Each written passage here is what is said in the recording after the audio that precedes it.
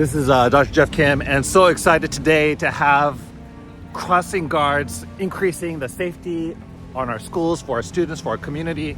There are so many cars here, but so thankful for our crossing guards. I'm so excited to share that we are so pleased to be able to have our crossing guards here on campus now. Hello, Councilmember Maahs. We are very grateful to you for the support to our students' safety here at South Junior High School. Hi, good morning. This is Councilmember Kristen Maahs. I am so excited to start my day coming through in front of South Junior High and knowing that our students and families are safer as they get to school. So last year we had some parents express concerns with student drop-off, safety due to the heavy traffic during student drop-off and pickup.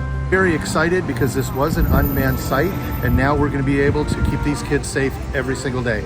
So thank you to the city and all those involved for letting us be a part of keeping kids safe. For the Anaheim Police Department Traffic Division, This has been a long time coming and is the collaboration of multiple departments. So thank you to South Junior High for bringing this to my attention. Thank you to city staff, and thank you to my families in the area for speaking up and advocating for yourselves. This is what collaboration looks like. Thank you, Councilmember.